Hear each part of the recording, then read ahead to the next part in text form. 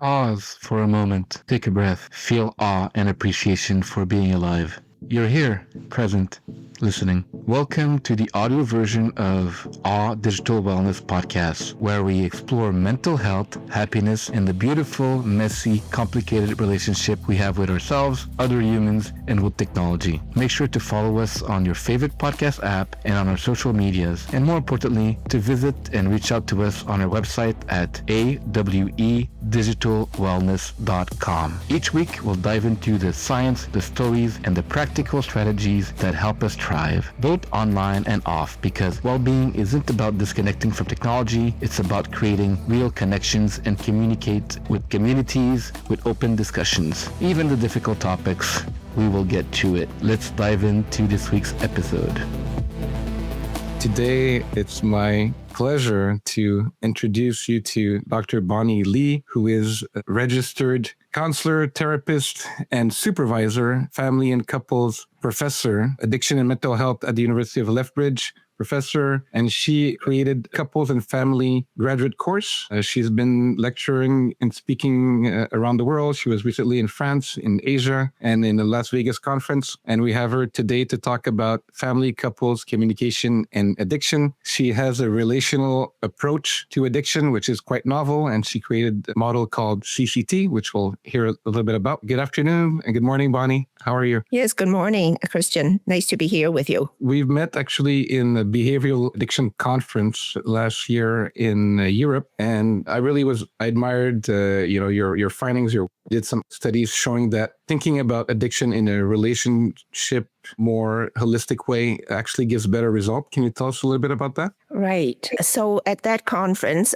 it's the International Behavioral Addiction Conference in Gibraltar last year. And I presented on this congruence couple therapy model that I developed based on the work of a woman pioneer in family therapy, Virginia Satir. And I further conceptualized her work and developed this four-door model. That means, it has 4 dimensions that are integrated to help people with gambling problems. And we also extended it to alcohol use disorder. And now we have an evidence base on that. Christian was in the audience, and I could tell he was visibly enthusiastic about the model. He really resonated with it. And since then, he has, followed my work and participated in various groups that I run in learning this congruence couple therapy model, which is systemic. So a lot of addiction treatment is focused on the individual with, the addiction symptoms, but very few models, actually look at the relational context out of which people developed addiction and, what could be maintaining it, and the chronic stress that they're under because they don't quite know how to manage their life and communicate with other people who are close to them. So, this congruence couple therapy model is putting the focus on communication and relationship and how to improve them to reduce stress. Thanks, Bonnie. We also welcome Mark, our co-founder, who has seen a lot of addiction and can talk about some of his cases. And maybe we can try to look together. How can we conceptualize, like you mentioned, addiction and repeated compulsive behavior as something that's not only with the individual, but that might come from, the past, might come from their desire to transcend, and definitely is, relationship aspect. We know that if your relationship goes better, then your addiction goes less, and vice versa. It's a vicious cycle where when you're addicted, then your relationship goes worse and you're more addicted, right? So there's some link in, and you found that if you look at perhaps, for instance, talking to couples together or talking to individuals, but taking care to think and talk about the relationship as an important factor, right? So Mark, do you have a case maybe that you want to share that Bonnie can give some advice that you want to share with the audience and with Bonnie? Well, Bonnie, thank you again. And I apologize to both of you for being a minute late. I actually was seeing a client myself who is dealing with addictive behaviors. And so that's a perfect segue, I guess, into our conversation with each other. This client of mine obviously cannot disclose identity and have to remain anonymous here. He has been in I would say, a toxic relationship, and one in which he is not getting a lot of his needs met. And so this client actually reverts to online pornography and goes into sex chat rooms, anonymous sex chat rooms, and finds this experience really exciting. But he knows that it's very shameful behavior. He feels very shamed ashamed about it. And yet he cannot stop himself. He cannot stop the compulsion to repeatedly visit these chat rooms. And this is causing a lot of feelings of self-hatred, right? And he feels like he has no control, complete loss of control, because he keeps going to these sex chat rooms. And in these sex chat rooms, unfortunately, he's being exposed to a lot of traumatic material sometimes, things that he reports and things that he wishes he had never seen and he cannot unsee, right? And yet he still finds himself drawn again to them because they are somehow fulfilling one of his needs. So I'm really excited to talk to you and to hear your perspective on these things, because I think I can learn a lot from this as well and help this with my own clients. So thank you again for the opportunity. Well, nice to meet you, Mark. And thanks for sharing that case. You know, in your description, it actually made me think of this wonderful movie by Steve McQueen, who was the director and producer. He's from the UK. And the movie is called Shame. Yeah, Shame. I don't know if you've seen it. But I have. Yeah. Yeah. I love that movie. And actually, I wrote a paper on it. I think I called it using, a cultural story to understand what sex addiction is about. So what you described was the cyclical trap of addiction, right? You know, you start to take care of some emotional needs and maybe emotional pain. And then when you're into it, it's very hard to get out because you need more and more of that substance or that behavior to get the same effect because the brain adjusts to it. Yeah. So it is called tolerance, right? And you also mentioned, shame and self-hate. That really erodes our core, it erodes our life force. So we lose our own natural energy for living, to find purpose, for find motivation. Once you're kind of into that trap, so the shame, makes you feel even worse. And then your brain needs more dopamine or, whatever chemicals to help you feel alive. You have to go to that substance or that behavior to charge up again. And so you're actually imprisoned in the addiction. And people who can't get out, and I've heard of even, teenagers thinking about suicide, because they're so trapped in that. And it's not easy to confide in somebody what you're struggling with. So it becomes a very vicious cycle. So in terms of the case you mentioned, if I were to work with this person, I would check about what precipitated his use, like what was the first instance when he started using porn. And today we found that children as young as 8 years old, they're exposed to porn, through their buddies, through their friends, maybe even like through sports. So it's really part of our culture and it's so normalized. So once you're exposed to it, and if your family circumstances were not ideal, like, if you have emotional struggles and you don't have anybody to talk to, you don't feel like you could talk to your parents, then it's so much easier to just go online, right? I mean, I tell people it's so much easier to reach for a cigarette or, a bottle than to talk to a counselor, because where would you find this person, or then talking to your parents? They kind of fall into this cycle of using porn or using marijuana or, whatever substance or behavior to feel better. And initially, it's a great friend, right? It helps.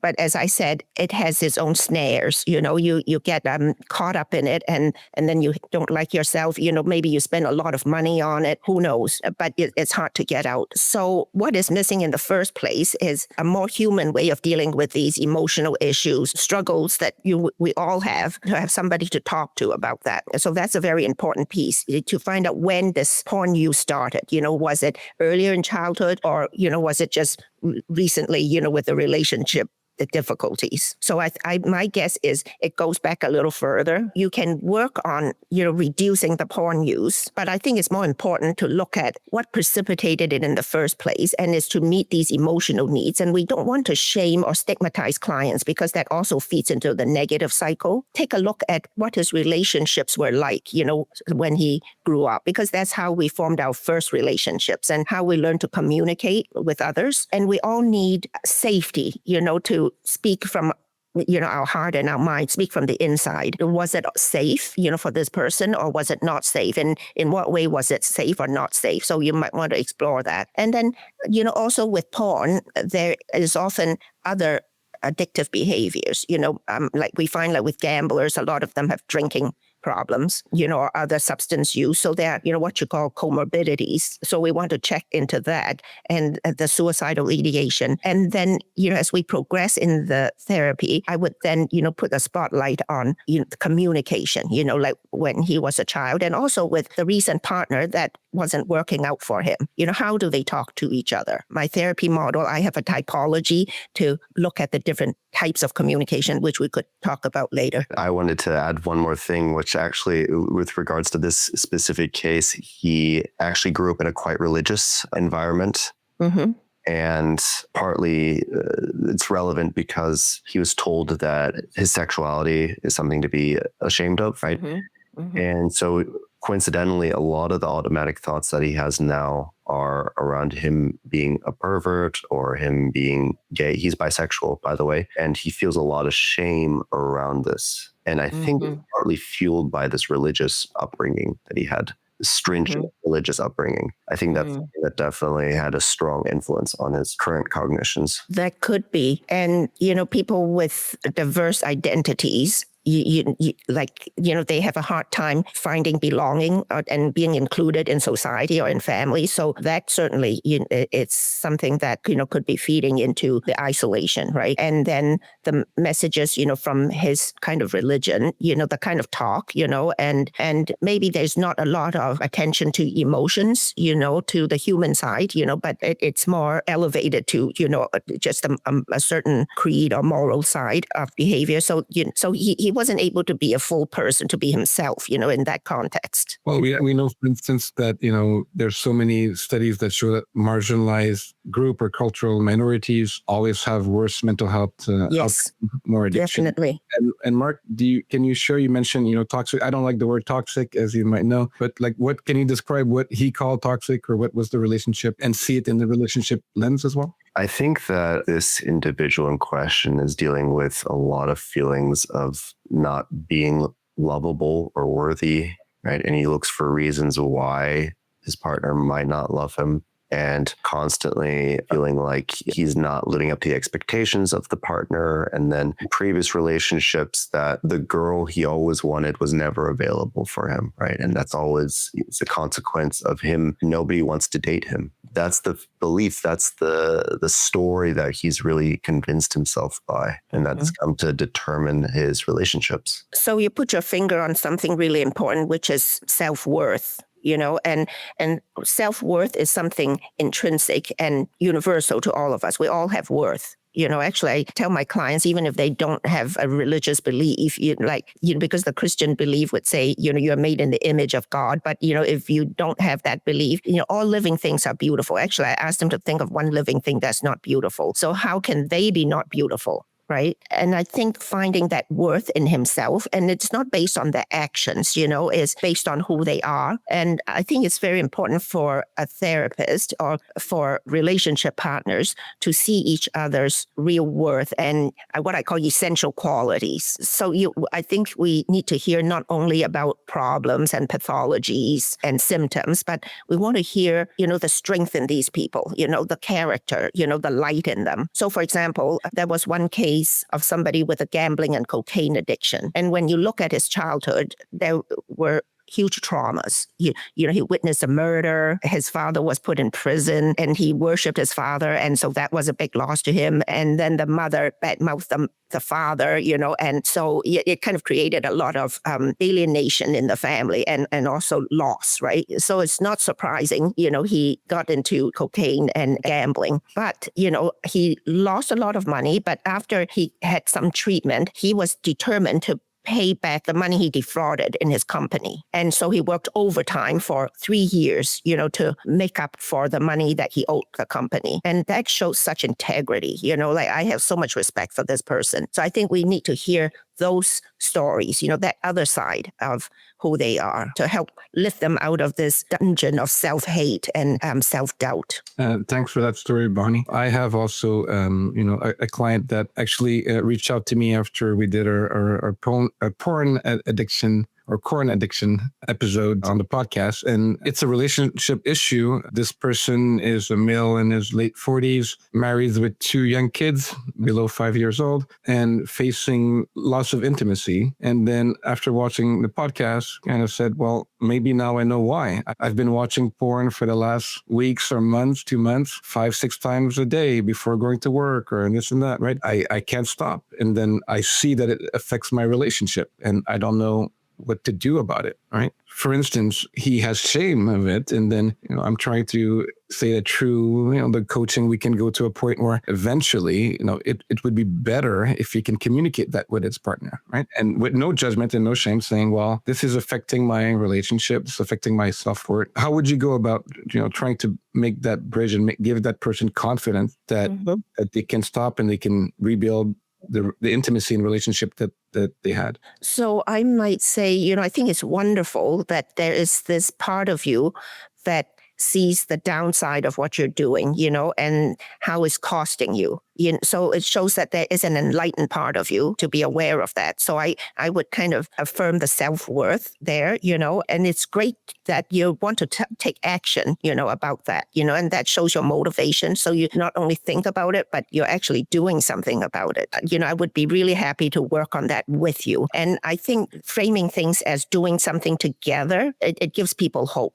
Because for many of these people who struggle with addiction, they have been on a long journey most of their life. So, I'd be happy to work with you, or if it's a couple, let's work on that together, all 3 of us. So you insert yourself as a beacon of hope, working with them. So actually research did find hope is generated through having a vision of what you want to achieve, what your future is going to be like that you desire, and having the ability to get there, or the skills to get there. That's called self-efficacy in psychological language. And the third piece is doing it together with someone who supports you. Well, yeah, we did find similar ideas, and we tried to incorporate this in what we do at AWE. Mark had a conference in Munich yesterday, which I also attended virtually, and we talked about accountability, right? So it can be accountability to yourself, but that's sometimes very difficult. It could be accountability to a coach, a therapist, a clinical psychologist, and also to your friend, your family, right? So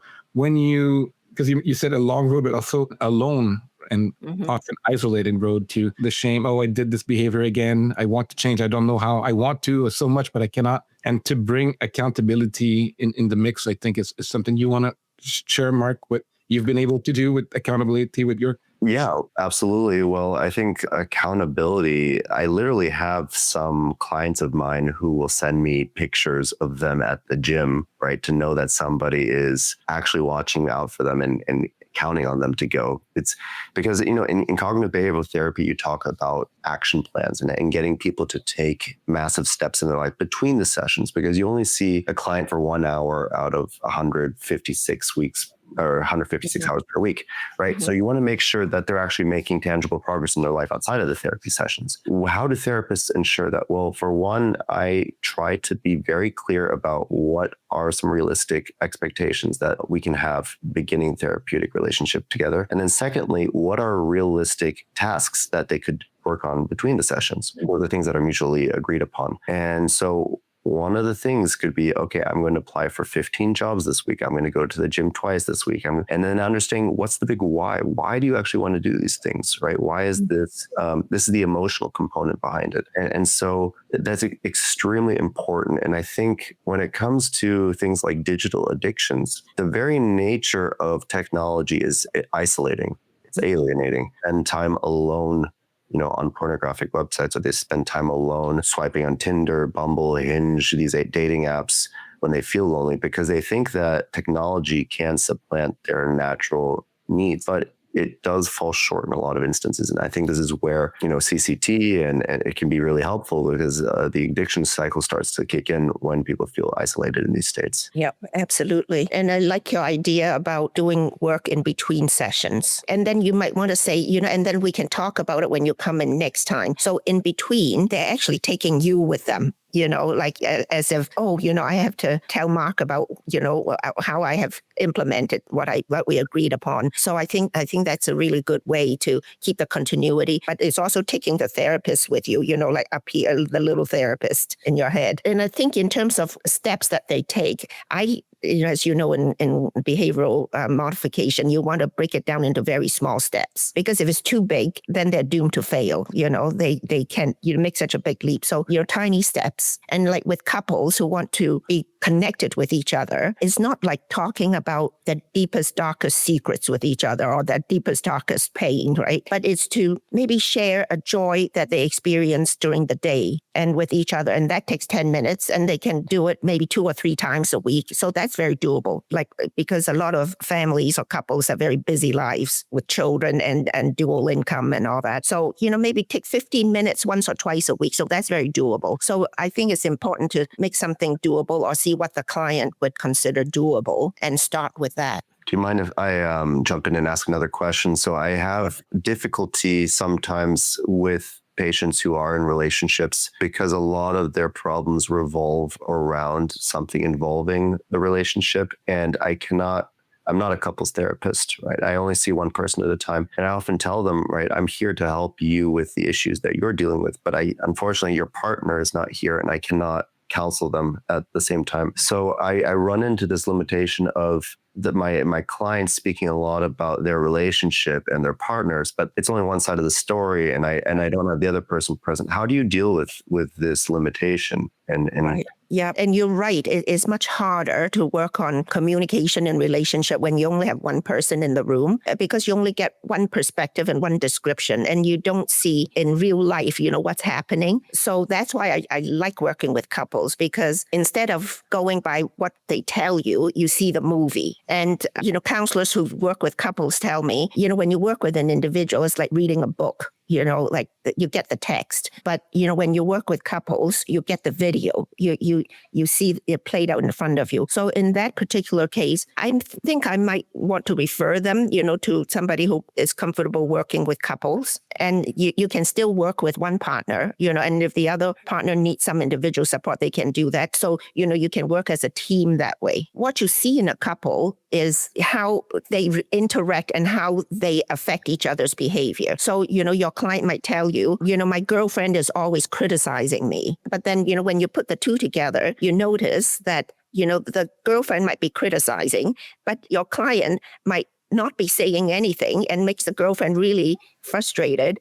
And then she escalates in her criticism. This person who is avoidant would retreat some more. So they feed into each other's behavior. So you have to work on both sides and help them change the way they talk. So I think Christian mentioned like communication, and this is called congruent communication, which means both people have to be able to express themselves and to open a space for the other person to come into the conversation. So you want to teach them to have the self-other conversation and balance out the communication, and you keep the safe space for them until they can make it safe for each other. And I think a lot of times people don't communicate, or they can use a superior posture, which means blaming, criticizing, or they can use an avoidant posture, like shut down, like walk away, go to the screen. And these we found to be the two most destructive postures, that create problems. And so you want to bring them back, to both self and other. And these postures, that are destructive,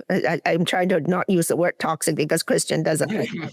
Thank you. And these people, when they kind of go to some of these incongruent postures, it's because they don't feel safe with each other. So I think safety, helping them be safe, that means protect each other's self-esteem and worth. So it's really respect, right? And is there, talking about safety, worth, self-worth, is there also a physical, neurological component, right? Because there's a psychological safety, which is, yes. Do you hear the words? But also there's an interpretation, right? So someone might want to make the partner feel safe, yet the other person doesn't see it as safe, right? And we know that we have the amygdala that might have more fear or anxiety, and we might have dysregulated nervous system that sees something as a threat when it should feel like safety, or it could feel like safety, right? And we know, for instance, that mindfulness and other things can help their nervous system regulate. We know that, for instance, If your partner is in distress, hugging them from the back is less threatening than confrontational or sitting side to side instead of front to front. So there's a lot of other thematic, I guess, ways to kind of create that safe space, not only just by words, right? That's a good point, Christian. Communication is actually very complex, and you talk about, somatic component, but even prior to that, there's the sensory component. Like eye contact is important, but maybe too much eye contact could be threatening for some people and some cultures. You have to find out, what feels safe to the person, or they could tell the other person what feels safe. But generally, good communication has to have some degree of eye contact. Because when you look away, it's a kind of disconnection, and you don't know if the person is regarding you, or talking to the wall, you see. So I think eye contact, some degree of it is really important. Now, there's this polyvagal theory about how actually, our nervous system, maybe subconscious, is called neuroception. We're always scanning the environment for safety because it's a survival thing. And we're always scanning it. And if in your early life you experience some danger, or lack of safety or assault or something, you're heightened, in terms of what signals you pick up that indicate lack of safety. And that's not even at the brain level, it's at the gut level. And the polyvagal theory talks about the vagus nerve. There are two branches to it. One is dorsal. When the neuroception picks up something is not safe, maybe loud voices, or, like a frown or something, or somebody pointing the finger, you can immediately shut down and play dead and not engage because it keeps you safe that way. There's such a primitive, actually, I would say reptilian adaptation. And then we have to, as you say, mindfulness, learn to find safety in ourselves. But we might sometimes need somebody to help us find that safe space by being there with us, assuring us, or maybe giving us messages we can internalize to say to ourselves that is this okay, or I can ask for a break right now and come back to the conversation later. So managing safety is really important. Thanks, Bonnie. Yes, we are familiar with the polyvagal theory, and thanks for explaining it to the audience from the maybe most well known as fight, flight, or freeze response. Yeah. Right? So freeze is when the dorsal vagal, and there's also the ventral, which is better. And we actually find that there's a study that says 23 minutes of mindfulness, of reset, of letting so it could be included breath work, makes a difference in bringing back that state. And there's other things like acupuncture, like physical things that can help you reset, right? So there's many ways to reset your nervous system. And it's something that sometimes therapists and clinicians forget, that there is this real physical component to it. It's not just pure CBT, pure cognition. There's also a physical thing that helps you feel safe, right? Yeah. And we try to incorporate that because that's even a better holistic way to see it. That's great. Yeah, actually, I run a special interest group with the Couple and Family Therapy Association. That special interest group is focused on trauma, relationship, and addiction. Okay, we call it the TRA group or the Tra-La-La group. And so this fall, we're running 2 sessions, and it's very exploratory. And I called it the 3 sisters, the gut, the heart, and the brain intelligence. Actually, we communicate, like just up and down like that. The gut knows, when you're stressed or, when you perceive something stressful, even if you have thoughts that are stressful, the gut knows, right? Your stomach turns, or you feel queasy. And then the heart has a lot of intelligence too, and when you ask people when they process their trauma or their pain, where do they feel it? It's always here. And then the brain actually interprets what it is, but is a later part of the evolution. And I attended a talk by a UK, archaeologist, from cell to civilization, in 2 hours. And I was very curious to see how she could kind of pack that in 2 hours in a lecture format and make it interesting and engaging. And it was totally worth it because what I learned is, and she didn't say this, but I kind of extrapolated to how we actually embody evolution. The gut is like the fluid environment, like primordial life, the single cell organism. So the microorganisms are very important in the gut, and it's fight or flight. It's very instinctive, but there's a lot of information about survival there. And then the heart, that's the mammalian part of the evolution, like we start developing heart. And so that has intelligence too. And we're going to explore the heart this time because the heart has memory too.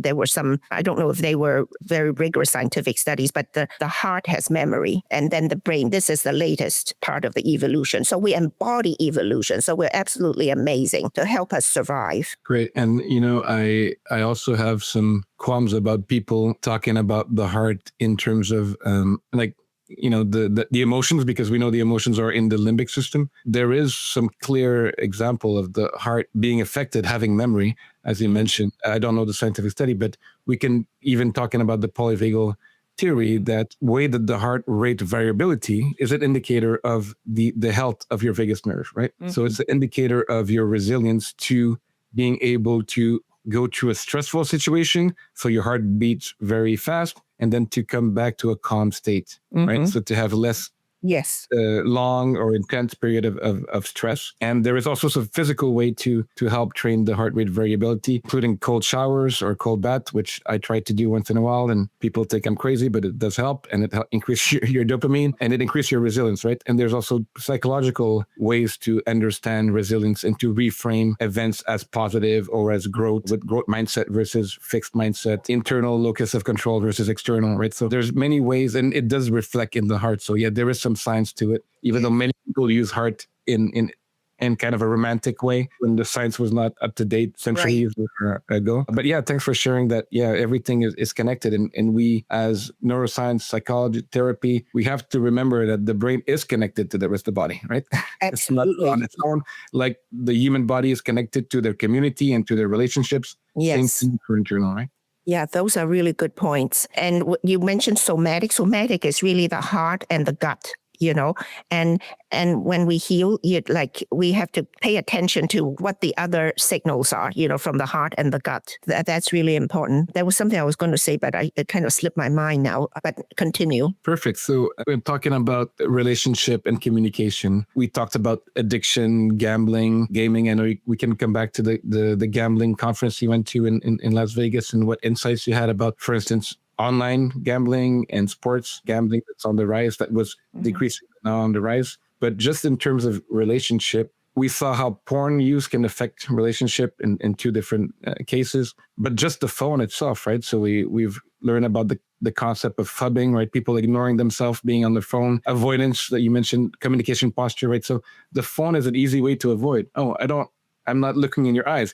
You mentioned eye contact, right? Eye contact has drastically decreased in humanity since people are using their phone, right? And, what are your thoughts on how we could perhaps teach couples to acknowledge that technology has a role, either from porn, from gambling, from social media? You're trying to have a conversation with your partner, but they're scrolling, right? So where's that communication? Where's the connection that we see? That self-worth that... Now I kind of picked up on my lost thought. If I could just kind of go back to the somatic part for a minute. There is scientific evidence about the heart called heart math. I'm not totally familiar with that program, but, they use biofeedback to help you monitor your heart rate. And it's an indicator, of how you're functioning and how you can improve, your self-regulation. And the other part is, we kind of mentioned more individual strategies to regulate. After we pick up these signals of distress or whatever, you're reaching out to another person. That's a really great way to regulate, because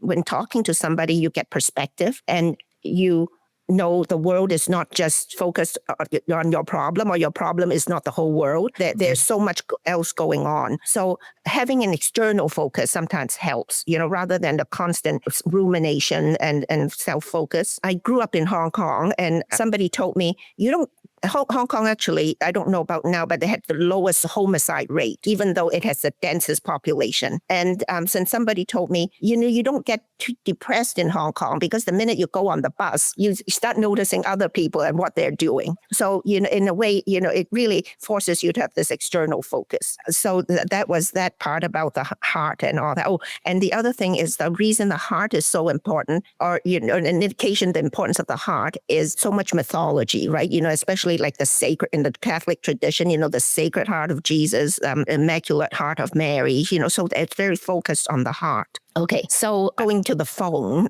I think, the phone has become an appendage. we feel a little insecure without the phone, and but we can't live without the phone because it's part of our culture now, and it's communication, but it's also safety in some instances, right? Yeah, we rely on the phone. It's important. And you mentioned the Las Vegas conference on responsible gaming that I just attended. There were quite a number of sessions on framing prevention messages. What kind of message do you bring to people? And the no messages don't work too well. Just the war on drugs, just stop it, like as if it works, right? Respecting the social norm a little bit, and encourage positive play, like as in gaming, positive play or positive phone use. And that means maybe, you can unwire during certain times of day, or maybe after dinner, you're not going to look at your phone because it's family time. People can make some decisions about when to detach from the phone. The withdrawal is not going to be so painful. Thanks for that. I think we agree in terms of, and we've seen that, for drugs, for phones, saying no or having negative messaging or criteria is not really helpful, or it can just be helpful for a period. But we talked about meaning and purpose, right? We want to actually bring other things, that family could be meaning, yes, work, whatever it is, sports, arts, and which we call awe moments, as we can transcend and find like the flow, as we know, with the flow theory. I also think that if you think about the phone use as positive, right, to me, it means intentional, right? Mm-hmm. So it's like, how can we make our phone or technology use more intentional? Like, we're using technology here to communicate, to learn, to teach. That's intentional use, right? Mm-hmm. But people find themselves scrolling or doing things and being stuck for hours because they don't recheck their intention. And it's not easy because those things are quite addictive, right? The clients could start with some self-observation, like when do they use the phone, as a distraction, a mindless thing, or when do they use it kind of purposefully or intentionally that serves them? So, and then how they can eliminate that. And about the phone, I have an interesting story about a woman who approached me about falling out of love with her husband. And she said, I wonder if there's something wrong with me. I just don't have any more feelings for him.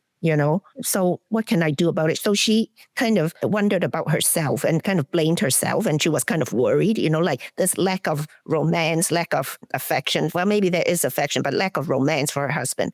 So we did 1 or 2 sessions exploring, what's going on inside of her. Then I started asking, like, do you and your husband talk to each other? And she said, well, when I talk to him, he's always looking at his phone. And I think he needed that because he has ADHD, And also, when he talks, it would be about work and all that. And she's a stay-home mother. She said, I don't have much to share, so I'm mostly the listener. So I said, do you have things you do together that you enjoy? And she said, well, he likes golf and I don't like golf, so we don't have much in common. So I said, well, what do you like? And she said, I like going for walks. Okay. So I said, well, could you make a request of your husband to see if he would go on a walk with you? But she never thought of making a request or asking. So that's the communication issue, right? And then I said, maybe also at dinner, I have these communication cards that give people, like a prompt to share, like a joy or, something, a piece of news, something at the dinner table. So she started doing that, with the kids and with the husband. And she started asking her husband to go for a walk. And she asked the husband to put down the phone when they converse. The next session, she thanked me and she said, well, Bonnie, thank you for pushing me, to ask my husband these things. And then she didn't have to have a follow-up session because things got so much better. Wow.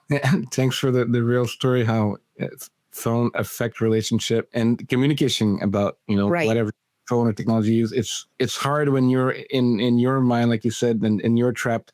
And when you talk about it, when you communicate, when you admit that you might struggle, admit that you're not perfect, that you can do better, that we can improve, that we can reiterate. I think that's a very good example of success. By the way, if you're joining live on LinkedIn, X, YouTube, and you have any questions, please feel free to ask Dr. Bonnie Lee, who might have some help for your real life situations or your friends or your family. And Mark, do you have anything to add to this beautiful discussion? Yeah, well, I mean, in my practice, I've dealt with a lot of clients who have addictive tendencies, and especially in the digital realm. One of them that comes to mind, quite severe, had a strong, not just pornography, but also an addiction to brothels and prostitutes. And he couldn't stop himself. And it got to the point where he wanted, I was meeting this client in person, and I literally traveled to his apartment to take the noose out of his hands that he was holding, and he wanted to use this to hang himself. And so it gets quite to extreme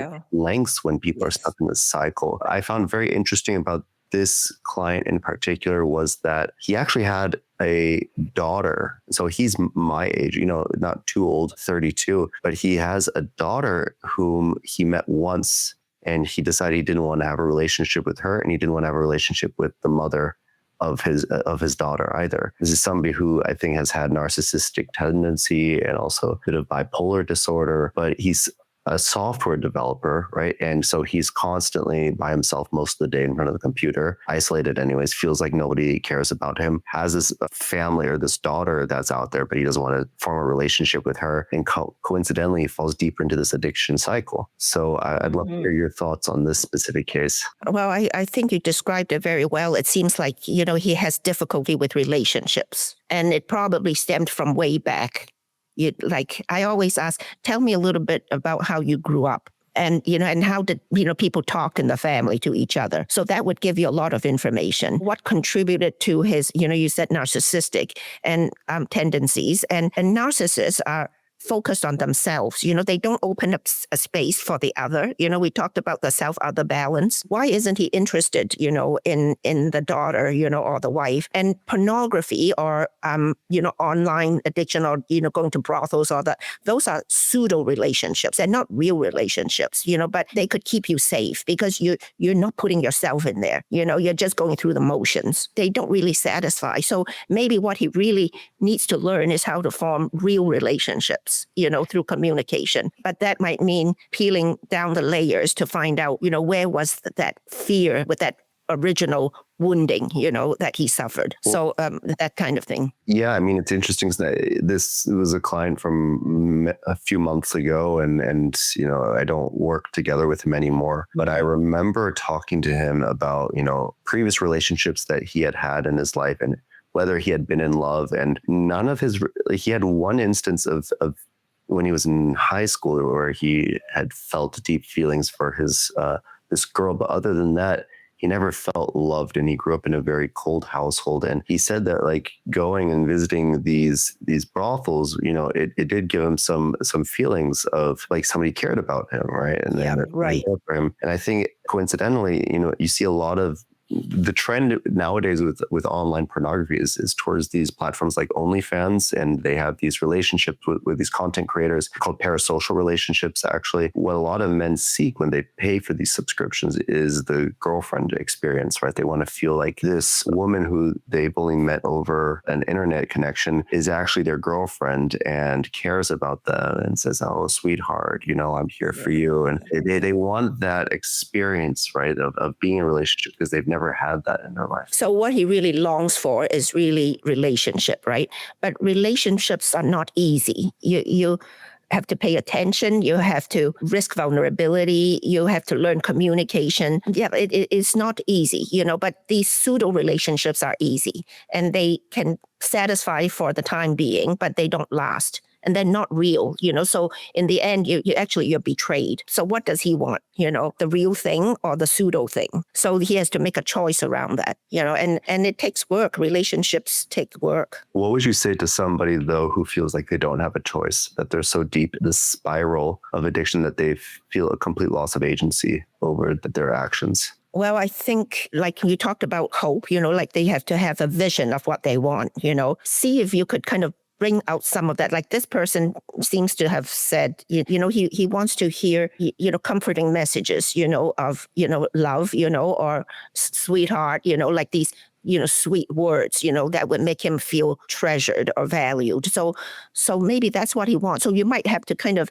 draw out what they don't say so clearly, but magnify it for them so they hear for themselves what they really want, and are you willing to start investing in that, like working on that road, and closing this one. So we all have a choice, and that's very important, making a choice. And that's something we have as humans. If I can add to that, and thanks for amazing comments and suggestions. There is, when people are, looking for hope and looking for love, sometimes it's not possible for them to have that love through their relationship partner, romantic, children, parents, friends, right? And we're facing a crisis of isolation, right? So many people Yes. feel lonely and yes. isolated, right? And we have also some techniques that we know work. There's not only mindfulness, but there's mindfulness, self-compassion, or just self-compassion, or just compassion, right? Compassion is such an important thing for yourself and for others. It's one of my keys to happiness: compassion, courage. And so showing courage of being with a coach, a therapist, a clinician, that's already,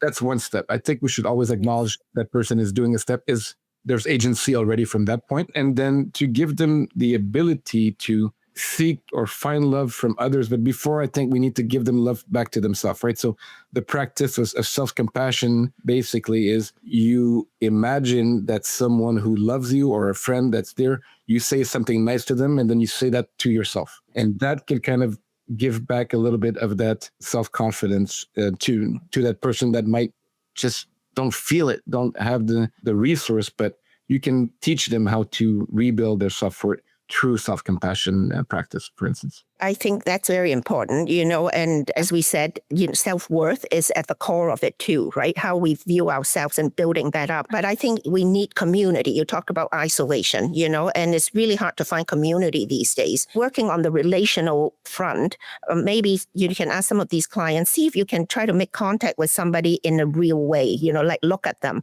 take an interest in them, ask them a question, and not just, how are you? Fine, and you walk away. I'm running a listening workshop right now. I'm actually running 2 sessions of it, and people have to practice listening to other people. It's only 5 sessions and we're almost done, and people have made such incredible progress. And I learned a lot about the dynamics of listening, because listening always involves 2 people, and so it kind of brings us to the relationship factor again. But people have to practice in between sessions listening to 3 people, so they change their behavior, like Mark said, give them some work to do between and have them try a different behavior. So these people who are isolationists, go and talk to somebody and see what you learn about this person, but look at them and really listen to them and maybe repeat some of the words they say. It's as simple as that. But I would think we really do need to form community and bring people together. So I'm a supporter of AA groups or SA groups, like groups, those fellowships are very important to people.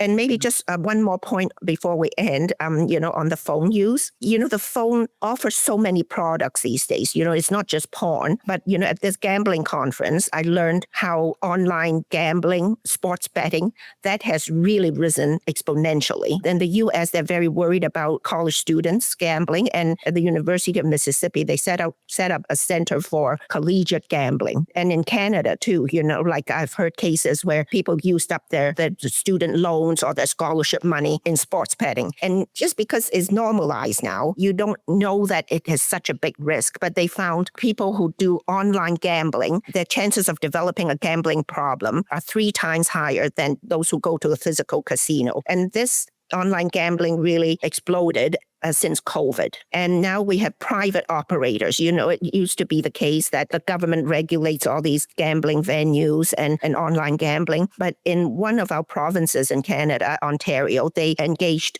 international private operators to put on these apps, online casinos, online sports betting, and there are layers of sports betting. It's not just the game, but by how many points are they winning? What do you think of the next game? There's maybe 5 or 6 different levels. So you're gambling all the time. You can be gambling all the time. And sports is such a cultural phenomenon. There was a study showing people who drink and bet at the same time, they bet more money and they bet more gains. So they're at higher risk. So I think we have to be careful about warning people about betting, gambling, and not pairing it with alcohol. And thanks for those statistics, and alarming, unfortunately. You were also mentioning communities, right? So we have isolation, we have easy access through the phone to so many things that can be addictive, including, losing your relationship, losing your financial backing, losing your education, all these things, using your health, because some have health Yes. consequences as well. Communities is actually what we're trying to also build at